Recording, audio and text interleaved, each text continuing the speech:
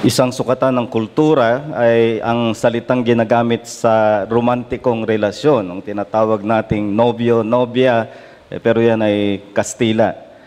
Ang mga tinatawag ngayon na syota, jowa, hindi ko na alam kung anong ibang tawag. Ang mas luma sa Tagalog ay kasintahan, pero mas nauna pa dyan, ang sa aking palagay, ang pinakamakahulugan, ang tawag noon ay katipan. Ipinapahiwatig nito na noong unang panahon ng ganitong relasyon ay tinitingnan na isa ng tipa ng relasyon. At kung alam natin kung ano ang tipan, napakaganda ng laman ng ganitong salita para sa magkarelasyon. At alam ba ninyo na pinili ng Diyos na ang kanyang relasyon sa kanyang mga tao ay nakabatay sa tipan? Lahat ng mga tao ay kanyang nilikha, ngunit may hinirang siyang sa sangkatauhan na kanyang kinatipan. At sa pagkalalang ng tao, gumawa ng tipan ng Diyos sa una niyang nilalang sa kay Adan, kay Eva, at tinawag ito na tipan ng paggawa. Ang ibig sabihin po niyan, si Adan ay nilagyan ng pagsubok na kautusan na kung siya ay susunod, siya ay malalagay sa hindi na nagbabagong kalagayan ng katuwiran. Ngunit alam natin hindi nangyari iyan sapagkat si Adan ay sumuway, nalaglag siya sa tipan ng pagsubok at ngayon bilang makasalanan, agara naman na gumawa ng panibagong tipan ang Diyos. Ito ngayon ang tinatawag na tipan ng biyaya. At ang unang-unang tipan ng biyaya, makikita natin doon pa lamang sa gitna ng mga sumpa na inihayag ng Diyos sa pagkakasala ng tao, may pahayag na siya ng biyaya. Ang pangako niya kay Adan at kay Eva mula sa binhi ni Eva ay mayroong sisilang na siyang dudurog sa ulo ng ahas, bagamat ang kahulugan nito ay masusugatan siya sa kanyang sakong. Yan ang unang-una na pahayag ng biyaya ng Diyos at mula noon ay nagkaroon ng iba-ibang pagbabago, pagdaragdag ng tipanan, nagkaroon ng pagdaragdag sa panahon ni Noe, sa panahon ni Abraham, sa panahon ni Moises, at sa bawat pagdaragdag, pagbabagong nangyayari ay ang gumigitna palagi ay ang planong biyaya ng Diyos na magkakaroon ng katuparan sa katauhan ng ating Panginoong Hesukristo. Bawat yugto ng tipan ng biyaya kay Noe, kay Abraham, kay Moises ay nagkaroon ng pagdaragdag na pagpapakilala ng gagawin ng Diyos sa kanyang kaligtasan. Ngayong buwan, ang titingnan po natin ay ang pinakadulo na tipanan ng biyaya sa lumang tipan. At napakahalaga po nito sapagkat kung babasahin natin ang malaking bahagi ng lumang tipan, ang tipanan na ginawa ng Diyos sa kanyang biyaya kay David, yan ang pinakahuli at siyang pinagbatayan ng mga propeta kung ano ang kanilang aasahan na katuparan sa plano ng Diyos. At pagdating sa bagong tipan, yan din ang kanilang pinagbatayan upang makilala si Hesukristo bilang katuparan ng tipan ng Diyos kay David. Kaya sa simula sa linggong ito, titingnan natin ang mga laman ng tipan ng Diyos kay David. Hindi ito isang pangyayari lang na istorya ng nakalipas na walang kinalaman sa atin. Napakalaki po ng kinalaman ng tipanan ng Diyos kay David sapagkat ang mga katuparan nito ay patuloy nating nararanasan. Kaya hanggang ngayon, makahulugan ito para sa mga mananampalataya at para sa iglesia at ang ibig sabihin para sa iyo na nakikinig. May ilang talata po na tayong titingnan sa umagang ito. Unay buksan ninyo sa 2 Samuel at tingnan lang natin ang ilang mga talatang laman ng tipan ng Diyos kay David. 2 Samuel kabanatang 7. Ating basahin mula 10 hanggang 13. 2 Samuel chapter 7 verses 10 to 13. 2 Samuel 7 simula sa 10. Pipili ako ng isang lugar para sa aking bayang Israel at aking itatatag sila upang sila'y manirahan sa kanilang sariling lugar at huwag nang gambalain pa. Hindi na sila pahirapan pa ng mga taong malulupit na gaya ng una. Mula sa araw na ako'y humirang ng mga hukom sa aking bayang Israel at bibigyan kita ng kapahingahan sa lahat ng iyong mga kaaway. Bukod sa rito ay sinasabi sa iyo ng Panginoon na igagawa ka ng Panginoon ng isang bahay Kapag ang iyong mga araw ay naganap na at ikaw ay matutulog na kasama ng iyong mga ninuno, aking ibabangon ang iyong binhi at pagkatapos mo na magmumula sa iyong katawan at aking itatatag ang kanyang kaharian. Talatang 13, siya ay magtatayo ng bahay para sa aking pangalan at aking itatatag ang trono ng kanyang kaharian magpakailanman. Mula po riyan ay tingnan natin sa unang hari, kabanatang 8. Ang unang hari ay pagkatapos ng ikalawang Samuel. Unang hari, kabanatang 8, ating basahin mula 25 hanggang 29. 1 Kings chapter 8, 25 to 29. Ito ay panalangin na ni Solomon matapos na mabuo ang templo. Ngayon, O Panginoon, Diyos ng Israel, tuparin mo sa iyong lingkod na si David na aking ama ang ipinangako sa kanya na sinasabi, hindi mawawalan sa iyo ng kapalit sa aking harapan na uupo sa trono ng Israel. Kung ang iyong mga anak lamang ay mag-iingat sa kanilang landas at lalakad sa harap ko, gaya ng paglakad mo sa harap ko. Ngayon, O Diyos ng Israel, idinadalangin ko sa iyo na pagtibayin mo ang iyong salita sa iyong sinabi sa iyong lingkod na si David na aking ama. Ngunit totoo bang maninirahan ng Diyos sa lupa, sa langit at sa pinakamataas na langit ay hindi ka magkakasya? Gaano pa sa bahay na ito na aking itinayo? Gayon may iyong pahalagahan ang dalangin ng iyong lingkod at ang kanyang samo, O Panginoon kong Diyos, na dinggin ang daing at dalangin na idinadalangin at ng iyong lingkod sa harapan mo sa araw na ito, ng iyong mga mata ay maging bukas nawa sa lugar ng bahay na ito, gabi at araw, sa lugar na iyong sinabi, ang aking pangalan ay doroon, upang iyong dinggin ang panalangin na idadalangin ng iyong lingkod sa lugar na ito. Sa huling talata po ay sa Bagong Tipan, sa unang Timoteo, kabanatang 3. Tingnan po natin ang katuparan nito sa Bagong Tipan, talatang 14 at 15. 1 Timothy chapter 3, verses 14 and 15. Ang mga bagay na ito ay aking isinusulat sa iyo na umaasang makakarating sa iyo sa madaling panahon. Ngunit kung ako'y maantala, ay maari mong malaman kung ano ang dapat ugaliin ng bawat tao sa bahay ng Diyos, na siyang iglesia ng Diyos na buhay, ang haligi at suhay ng katotohanan.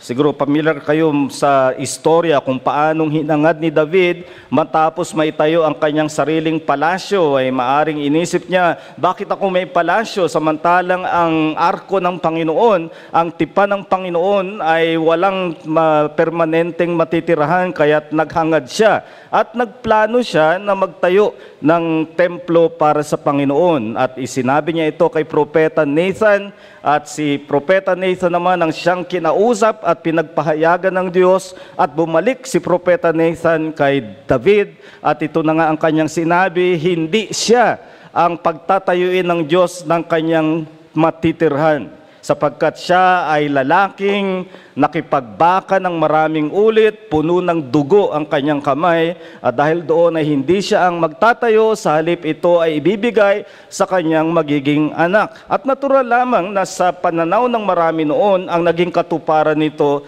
ay sa kanyang anak na si Solomon, sapagkat si Solomon ang siyang nagtayo ng templo, ang pinakamahalagang gusali sa Israel, sa Lumang Tipan, na siyang pinanahanan ng Arko ng Tipan, the Ark of the Covenant. Doon inilagay sa templo, kaya't inisip na ito na ang talagang katuparan. Ngunit alam natin ang nangyari kay Solomon, nagkaroon siya ng pagtalikod, at bagamat maaring nanumbalik siya, pagkatapos gayunman siya ay nagkaroon ng pagtalikod, at ang mga sumunod sa kanya ay hindi naging tapat sa tipan ng Diyos kay David. Anong nangyari sa templo nang ito ay salakayin na ng Babylonia at sakupin ng Juda, kasama sa kanilang mga sinunog ay ang templo ni Solomon. Kaya't maliwanag na hindi ito ang talagang lubos na katuparan. Bagamat masasabi nating anino kung paano matutupad, ngunit hindi ito ang lubos na katuparan.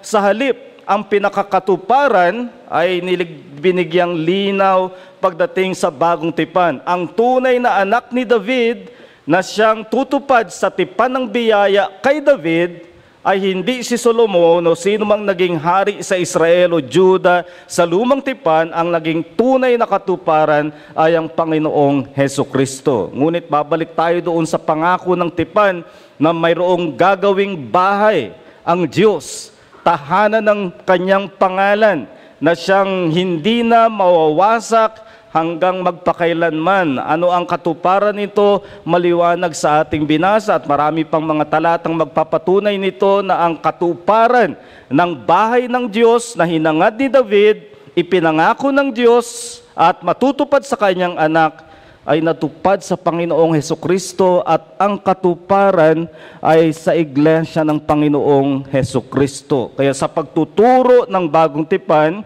ipinaliwanag na ang katuparan ay kay Hesukristo at ang bahay na itatayo ay ang iglesia. May itinuturong napakahalaga ito tungkol sa iglesia ng Panginoon. At ito po ang aking mensahe ngayong umaga. Ang iglesia, ang katuparan na biyaya ng Diyos bilang tahanan para sa kanyang pangalan. Ang iglesia, ang katuparan na biyaya ng Diyos bilang tahanan para sa kanyang pangalan. Napakahalaga na magkaroon tayo ng tamang pagtitimbang sa halaga ng iglesia ayon sa plano ng Diyos. Madali itong maliitin at ipagwalang bahala, lalo na ng mga nag-aangkin na may relasyon na sila sa Diyos at nag-aangkin na sila'y nakaranas ng biyaya, at isipin nila na ano pang halaga ng iglesia, gayong may sarili akong relasyon sa Diyos at mayroon akong karanasan ng biyaya ng Diyos. At yan tayo nagkakamali, kaya't ibinabalik natin ang tipan ng Diyos kay David na ang katuparan ay kay Hesukristo at ang katuparan ng bahay na ipinangako ay sa kanyang iglesia. Dalawang katotohanan ng ititindig natin dito. Una, ang iglesia ay layunin ng biyaya ng Diyos. Ang iglesia ay layunin o plano ng biyaya ng Diyos. At ang ikalawa, ang iglesia ay tahanan ng pangalan ng Diyos. Ang iglesia ay tahanan ng pangalan ng Diyos. Kaya ang una, anong dapat na tingin natin sa iglesia? Ang iglesia ay layunin ng biyaya ng Diyos. Madali nating ipagkamali na ang biyaya ay tumutukoy lamang sa pagkaranas ng kaligtasang individual.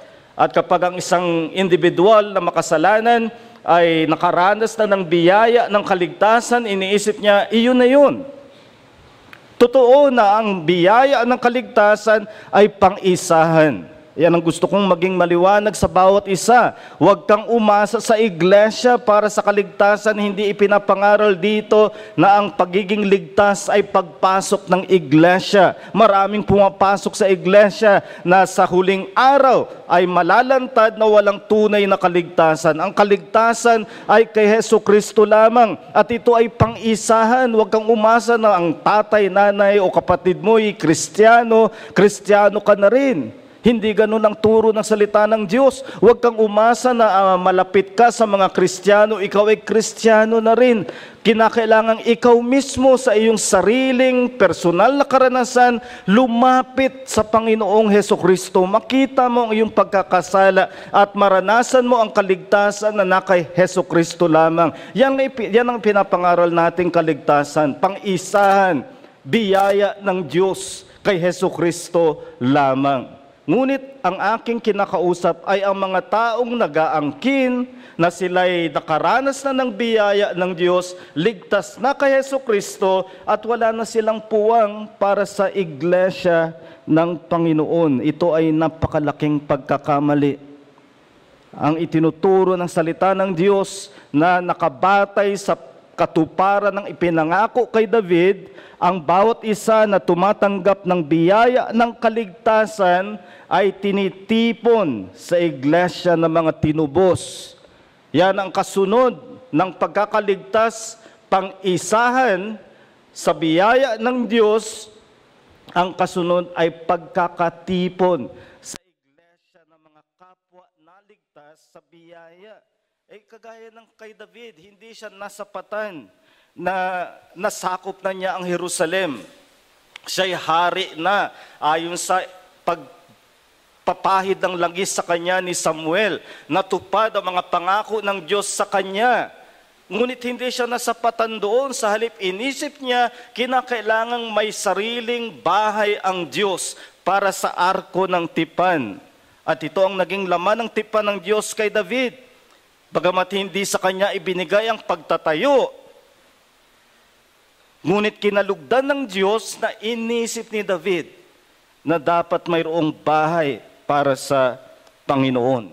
Ipinapakita nito hindi pang isahan lamang ang relasyon na maranasan ng biyaya ng Diyos. May bubuuin ito na relasyon sa mga iba pa na niligtas din ng biyaya at sila'y titipunin, at ang pagtitipon na yan ang tinatawag natin na iglesia. Kapag naligtas ka, magsisilang ito ng hangarin para sa isang matatawag na bahay ng Diyos. At sa bagong tipan, tumutukoy ito sa iglesia ng Panginoong Hesukristo. Pag sinabi po nating iglesia, hindi po itong building na ito. Para sa mga dito lang sa building na ito nakadalo, sa iglesyang ito, bago kami nagkaroon ng building, mas maraming taon na wala kaming building, kami nagpapalipat-lipat lamang. Hindi ibig sabihin na kung saan kami nagtitipon yun ng iglesia. Ang iglesia ay ang mga tao na tinitipon ng Diyos, na mga pare-parehong nakaranas ng biyaya at ngayon sila'y nagtitipanan na maging iglesia ng Panginoong Hesukristo, sapagkat nakita nila hindi kalooban ng Diyos na ang isang niligtas ng biyaya ay magsusolo. Sa halip mailalagay sa kanyang puso ang pakikiisa sa iba pang biniyayaan ng Diyos. At tayo ang nagmana ng tipan ng Diyos kay David. Kasama nito ang hangarin para sa bahay ng Diyos. At sa bagong tipan yan ang kanyang iglesia. Kaya ang kinin natin, ang malasakit ni David para sa bahay ng Diyos. Sinilagay niya ito sa marami niyang mga awit. Ang isa'y sinabi sa awit 26, talatang 8. Ang sabi ni David, Panginoon, minamahal ko ang bahay na iyong tirahan, tahanan ng kalwalhatian. Ganyan ang puso ni David. Bagamat marami na siyang nakamit na mga pangako ng Diyos, hindi siya nasapatan doon. Inisip niyang may dapat na bahay ang Diyos. At sa isang Kristiyano, mag-iisip siya ng kanyang mga kasama, mga katipon at katipan sa iglesia. Katulad ito ng mga maraming palakasan or sports na pangkuponan. Hindi ka maaring maglaro na wala kang kuponan. Kahit ikaw pa ang pinakamagaling, kagaya ni LeBron James, mula sa Cleveland Cavaliers, malaking balitang biglang lumipat sa Los Angeles Lakers, pero kailangan niya ng team. Kahit pa siya pinakamagaling, hindi siya maaring mag-solo. Huwag mong isipin kung Kristiyano ka dahil nagkaroon ka ng biyaya ng Diyos, maaari kang mag-solo. Hindi ganun ang kalooban ng Diyos. Ang hamon ko sa iyo, pahalagahan mo ang iglesia bilang bahagi ng biyaya ng Diyos sa mga iniligtas. Huwag mong tingnan ng iglesia na optional, na pwede mong salihan, pwedeng hindi. Hindi ka pinapipili, pinasusunod ka sa kalooban ng Diyos. Mananampalataya ka ba ni Hesukristo batay sa kanyang ginawa sa pagliligtas sa kamatayan? Kung hindi pa, huwag kang umasang sa pagpasok sa iglesia, ikaw ay maliligtas. Ang kailangan mo ay si Hesukristo. Ngunit kung ikaw ay na kay Hesukristo, hindi maaring wala kang malasakit na maging bahagi ka ng plano ng biyaya ng Diyos. Kaya huwag mong putulin ang biyaya ng Diyos doon sa sarili mong pagkakaligtas. Kasama sa planong biyaya ng Diyos na ang bawat isa na kanyang inililigtas ay maging bahagi ng iglesia. Kaya gusto kong maging maliwanag at sana'y huwag masamain ng sino man Kung sinasabi mo na ikaw ay alagad ni Jesucristo, ngunit hindi ka miyembro ng iglesia, walang katuwiran ito. Ano man ang iyong pagmamatuwid, ano man ang iyong pagtatakip, walang katuwiran ito sa harap ng Diyos. Hindi iyan ang kalooban ng Diyos. Ang kalooban niya ay bilang biyaya maging bahagi ka ng iglesia. Ano ang pumipigil sa iyo? May mga pinupuna ka ba sa iglesia na inaakala mong kulang? Ay isang katipunan lang po ang walang kulang sa langit.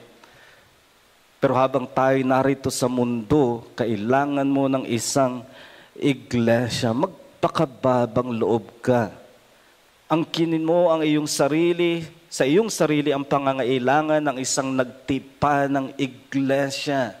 Huwag ka ng mga tuwiran, huwag ka ng magpigil, huwag kang magmarunong sa harap ng marunong na Diyos na nagsabing itinayo ang iglesia para sa bawat isang kanyang iniligtas.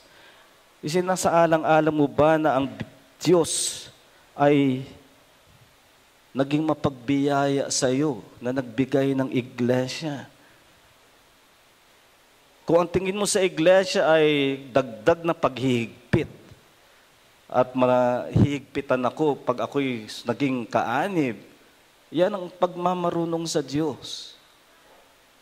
Ito'y tipanan. At para naman sa mga kaanib, sa mga miyembro ng iglesia, paano mo pinapahalagahan ang tipanan mo sa iglesia? Kung hindi mo pinapahalagahan, tandaan mo ang tingin ng Diyos sa isang tipanan. Isa sa mga kasalanang binanggit ni Pablo sa Roma 1, tungkol sa maraming kasalanan ng mundo ng mga hentil, isang binanggit niya sa talatang 31 ay ang mga hindi tapat sa tipanan. Covenant breakers. That is sin before God. Kaya paano mo sinasaalang-alang ay yung tipanan sa iglesia? Mula sa pinakasimple gaya ng pagdalo sa iglesia, hanggang sa pakikiisa sa mga ministeryo ng iglesia. Ipinakita ni David ang tamang diwa ng isang biniyayaan ng Diyos, hindi nasasapatan sa sariling mga pagpapala na nakikita niyang walang bahay ang Diyos. At sa bagong tipan, may tinukoy si Pablo na may dapat na ugali sa bahay ng Diyos. Ang ibig sabihin, may tipanan. Hindi ka pumupunta sa iglesia para lang makinabang, kundi makiisa. At ganyan ang pagpapahalaga ng mga Kristiyano na talagang may malusog na pananampalataya, pinahalagahan nila ang iglesia. Alam niyo, ang Amerika sa kanyang kasaysayan ay may tinatawag na Pilgrim Fathers. Iba yan sa Founding Fathers. Ang Pilgrim Fathers ay ang mga taga-England na tumawid ng Atlantic Ocean para magbuo ng panibagong bansa. Ang tawag nila noon ay New England.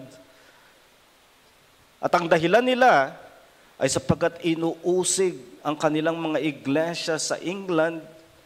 Gusto nila ng isang malayang iglesia. Ganon kahalaga sa kanilang iglesia.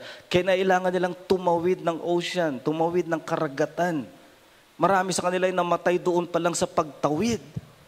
Pero sa kanilang pagpapahalaga sa iglesia, ginawa nila ito.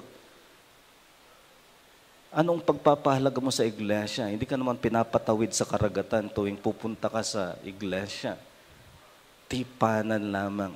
Ang iglesia ay biyaya ng Diyos. Ang ikalawa, ang iglesia ay tahanan ng pangalan ng Diyos.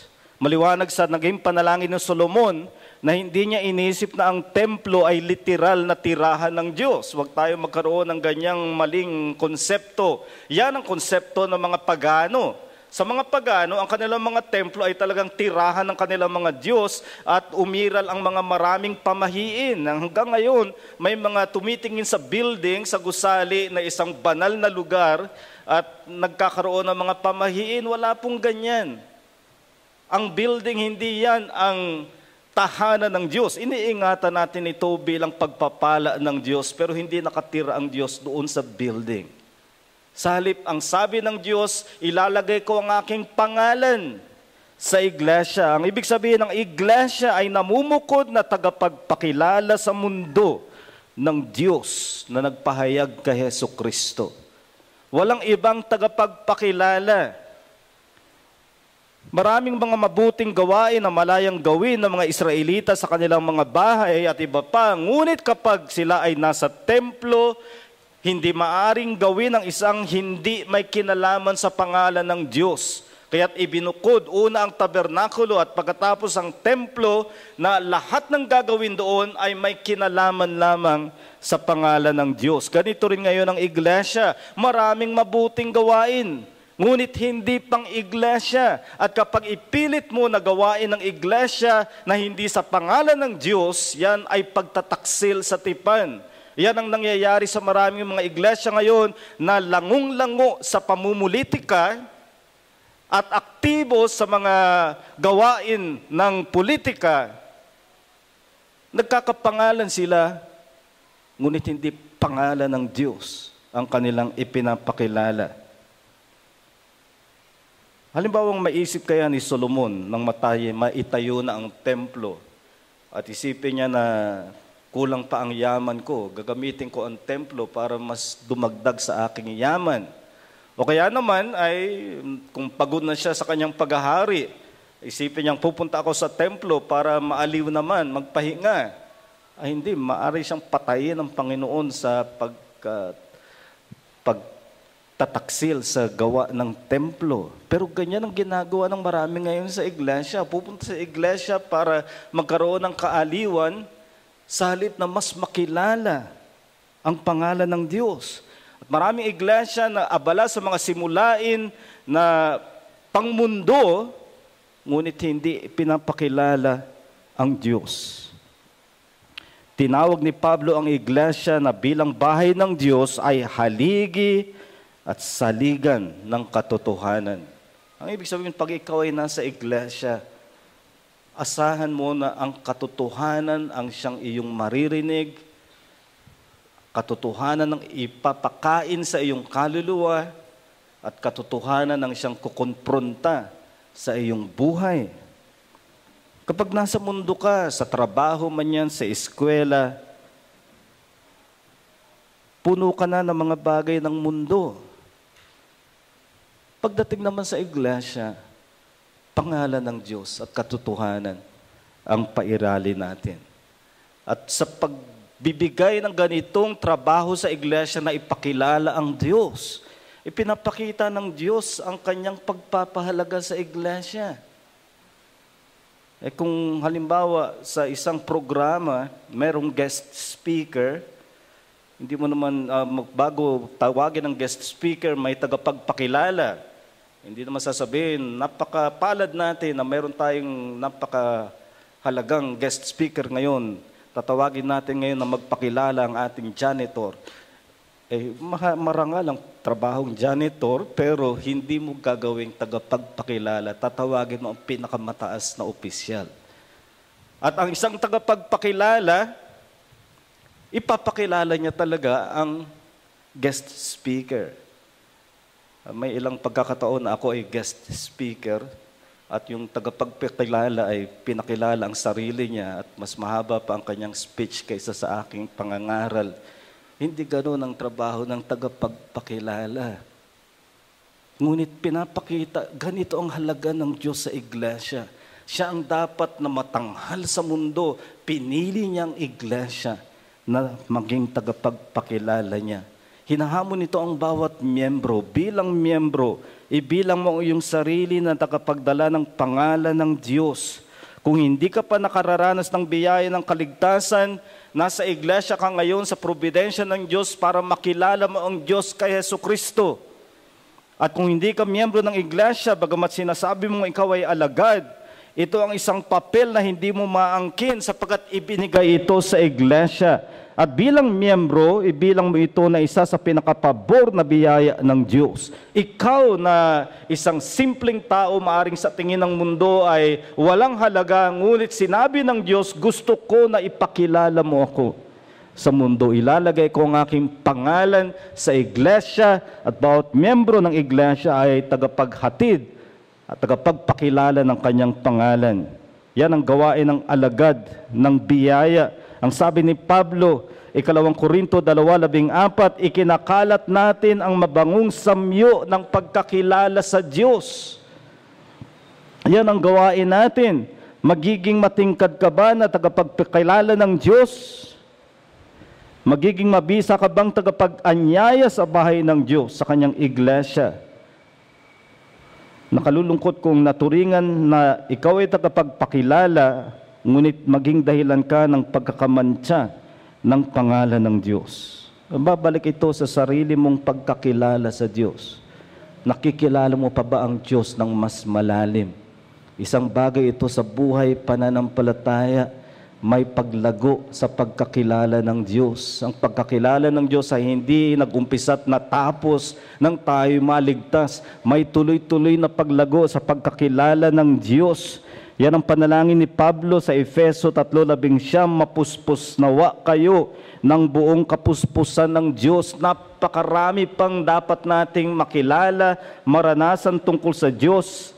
At ang iglesia, ang siyang binigyan ng Diyos ng trabaho na tagapagpakilala sapagkat siya ang katuparan ng tipan ng biyaya ng Diyos kay David at nakatahan ngayon ang pangalan ng Diyos sa iglesia. Ngayong umaga, suriin mo ang iyong sarili kung kasama ka sa napakarangal na gawain ng pagpapakilala ng Diyos sa mundo. Ganyan ang iglesia.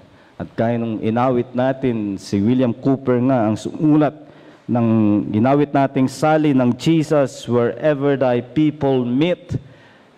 Si William Cooper ay mayroong sakit. Hindi lang pangkatawan, kundi maging sa pang-isip. Ngunit ang isang nagtustos sa kanya ay nanirahan siya kasama ni John Newton, na siya namang may katha ng Amazing Grace at marami pang mga himno. At ang fellowship na iyon, kasama ng iglesia sa Olney, sa England, ay siyang nagtustos sa kanya at nakapaggawa siya ng maraming himno na hanggang ngayon ay ating inaawit.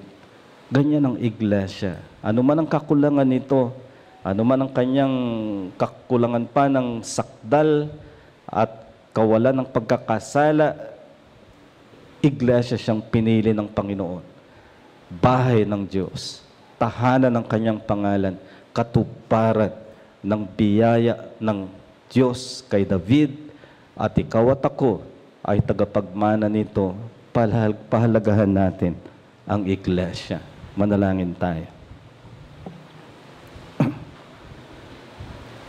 Dakila naming Diyos, sa aming mapagbiyayang Ama, nagpapasalamat kami sa katotohanan na kami ngayon ay tagapagmana ng isang pangakong naroon na libu-libong taon ang nakaraan nang hirangin mo si David, na sa huling pagkakataon ng iyong tipan ng biyaya ay iyong pahayagan siya sa lumang tipan ng iyong biyayang plano ng kaligtasan at patungkol sa bahay para sa iyong pangalan. Ang katuparan nito ay kay Jesucristo at sa kanyang iglesia. At hinahamon kami nito na magkaroon ng tamang pananaw tungkol sa iglesia ng Panginoong Jesucristo. Sapagkat ito, kami ay nasa mundo pa rin, naroon pa rin ang kasalanan, naroon pa rin ang mga pakikibaka sa kahinaan. Ngunit kung ito'y iglesia, ito ay bahagi ng iyong biyaya. Hamunin mo ang mga narito na wala pa kay Jesucristo. Huwag nilang asahan ang iglesia para sa kaligtasan, sa halip sila ay lumapit kay Jesucristo. Hamunin mo rin ang mga naritong alagad mo sa biyaya, ngunit hanggang ngayon ay walang iglesia. Nagkakasya sa pagdalo, ngunit hindi kaanib. Naway Tanggalin mo sa kanila ang lahat ng pangangatwiran at pagpipigil, sa halip ay magpakababang loob sila sa pagsunod na ang iglesia ay plano ng iyong biyaya para sa bawat isa na iyong iniligtas. Hamunin mo rin ang mga miyembro, Panginoon, na kami ay nakipagtipanan sa iyo at sa isa't isa, na aming pinananariwa sa tuwing kami magkakaroon ng aming hapunan sa Panginoon na gagawin namin mamayang gabi. Naway tunay na panariwain namin na ang aming relasyon ay relasyong tipanan, at naway pakahalagahan namin. At tingnan namin ng mataas ang responsibilidad na iniatang mo sa iyong iglesia, ang magpakilala sa iyong pangalan sa mundo. Naway gawin naming sentro ito ng aming mga gawain, at malugod ka kung paano kang nalugod kay David.